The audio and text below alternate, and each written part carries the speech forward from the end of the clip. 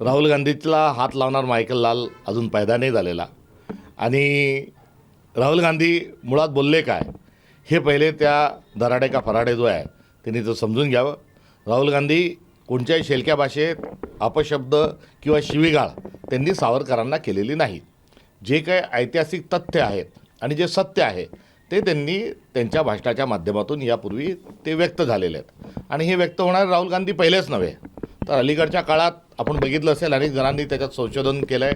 खूप मोठ्या प्रमाणावर पुस्तकंही ही आता प्रकाशित व्हायला लागली आणि या पुस्तकांमध्ये सावरकरांनी माफी मागितलेले संपूर्णच्या माफीनामे हे भरून लिहायला लागले. ती इंग्लिश चॅनल त्यांनी पार केली. त्याबद्दलचं जे काही तथ्य आहे आणि असत्य जे आहे तेही वेगवेगळ्या पद्धतीने मांडलं गेलेलं आहे. आणि एवढंच नाही तर भाजप जी आहे या भाजपला सातत्याने सावरकरांचा फार मोठा कळवळा आहे आणि सावरकरांना सातत्याने ते प्रोजेक्ट नेहमी भाजप करत असते. आणि अटल बिहारी वाजपेयी देखील सावरकरांच्या संदर्भामध्ये ते अत्यंत संवेदनशील होते. मात्र अटल बिहारी वाजपेयी यांच्याच मंत्रिमंडळात अरुण शौरी नावाचे एक मंत्री होते जे दीर्घकाळ कॅबिनेट मंत्री म्हणून राहिले. भाजपच्या अंतर्गत वर्तुळातले होते. ते लालकृष्ण अडवाणी, अटल बिहारी वाजपेयी आणि संघ या सगळ्यांच्या जवळचे अशी अरुण शौरींची ही दीर्घकाळ ओळख होती. अलीकडच्या काळात अरुण शौरींनीच इंग्रजीमध्ये जे राहुल गांधी बोलले तेच त्यांनी त्यांच्या पुस्तकामध्ये ते प्रकाशित केलं. आणि एवढंच नव्हे तर आज जगामध्ये त्या पुस्तकाची मोठ्या प्रमाणात चर्चा आहे आणि त्या पुस्तकाच्या अनुषंगानं अरुण शौरींचे वेगवेगळे जे इंटरव्ह्यू आहेत हे देखील त्यांच्या माफींच्या संदर्भात आणि एकंदरीत त्यांच्या तथाकथित योगदानाच्या संदर्भामध्ये फार मोठी माहिती अरुण शौरीजी पण हे देत आहेत. आणि ते भाजपचेच खासदार होते.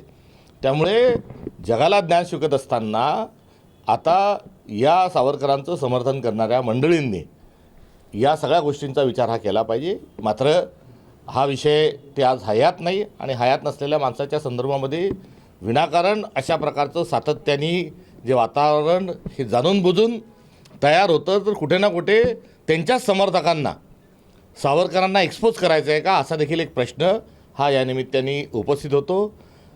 राहिला आजचा दिलेली जी धमकी आहे ही पोकळ धमकी आहे.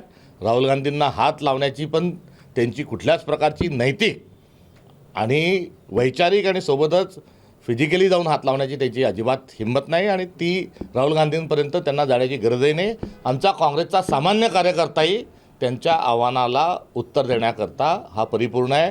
त्यामुळे त्यांनी आरोप जे केले आहेत त्यांना पत्ता त्यांचा जर कळला तर राहुल गांधी काय बोलले आणि त्याच्यातलं सत्य जे आहे याची ढिगभर पुस्तकं आम्ही त्यांच्याकडे पाठवायला तयार आहोत. त्यांनी ते पुस्तकं वाचावेत आणि त्यानंतर त्यांच्या वक्तव्याचा त्यांनी पुनर्विचार करावा. स्वातंत्र्यवीर सावरकर यांना काही मूर्ख व्यक्ती हे माफीवीर म्हणतात मात्र न्यायालयाने अशा लोकांना फटकारले बरं झालं असं देवेंद्र फडणवीस म्हणालेले.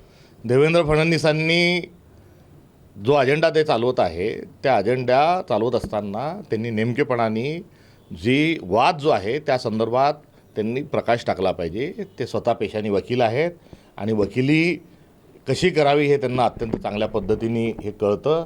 धचा मा कसा करावा हे फडणवीस आडनाव असल्यामुळे ते पण त्यांना अत्यंत चांगल्या पद्धतीने कळतं.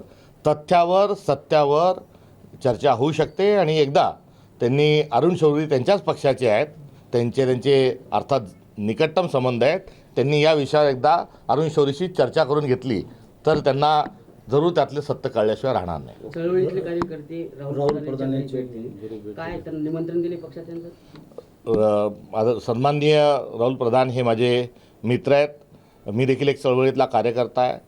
गत दिवसांमध्ये मुंबईला ते ढसाळांच्या स्मृतीच्या अनुषंगाने कार्यक्रमाचं आयोजन करत असतात. त्या कार्यक्रमालाही मी गेलो होतो. ते मला भेटण्याकरता टिळक भवन या ठिकाणी देखील आले होते. त्यामुळे सामाजिक त्यांचं उद्दिष्ट आणि सामाजिक माझं उद्दिष्ट राजकीय आमच्या भूमिका या जुळत्या आहेत आणि संविधानाचं संरक्षण आणि संवर्धन करणं ही सर्वांचीच जबाबदारी आहे.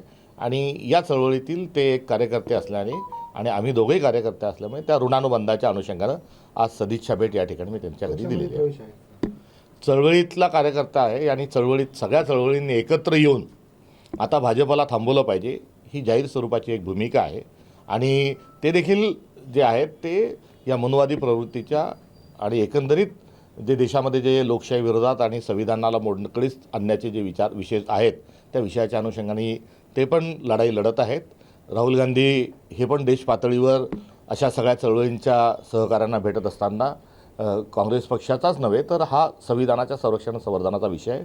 ते राहुल गांधींच्याही संपर्कात असतात. माझ्या देखील मित्रत्वाच्या नात्याने त्यांच्याशी माझी जवळीक आहे आणि लढाई ही आम्हाला मनुवाद्यांशी लढायची आहे आणि त्या लढाईमध्ये आम्ही दोघं एकमेकांच्या खांद्याला खांदा लावून आहोत.